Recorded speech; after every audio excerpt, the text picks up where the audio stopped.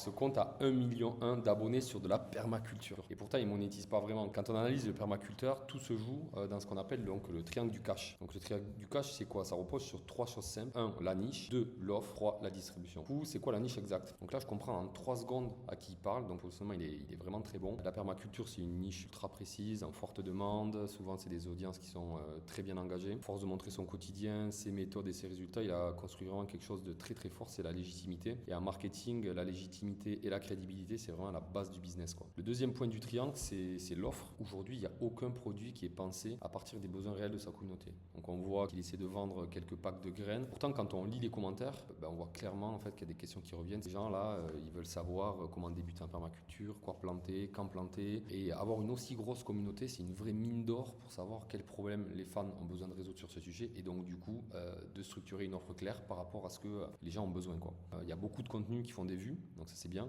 mais il n'y a pas vraiment de point d'entrée simple pour ceux qui veulent aller plus loin. Pourtant, il y a vraiment des produits à vendre qui sont évidents et vraiment ultra simples à mettre en place. 3 offres pour 3 cibles. Ceux qui veulent se lancer avec un guide pour débuter par exemple en permaculture. Ceux qui ont des questions sur la saison, peut-être un calendrier saisonnier, mois par mois, etc.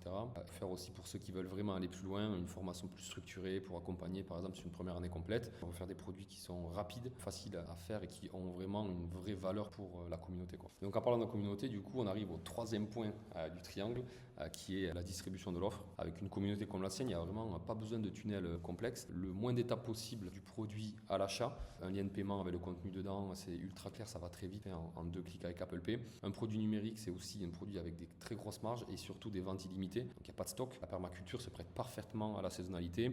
On peut construire des offres qui reviennent à certains moments de l'année. On peut faire du teasing en story. On peut travailler un peu sur la rareté. On peut ajouter du FOMO. Bref, on peut vraiment s'éclater en termes de distribution. Le compte à peu près, si on fait les calculs, donc on a 1 million d'abonnés, même avec un taux de conversion inférieur à 1%, ça représente déjà plusieurs milliers d'euros par mois. Je te prends par exemple 0,5% de conversion, ce qui est vraiment la moyenne basse, et un produit à 14,99. Ça fait un peu plus d'une centaine de ventes par jour, ce qui donne un chiffre d'affaires total de 82 000 euros par mois, ce qui est vraiment beaucoup. Et ça sans compter les relais de distribution qu'on pourrait avoir sur YouTube, sur TikTok, où on pourrait rediffuser vraiment les mêmes offres sur plusieurs plateformes.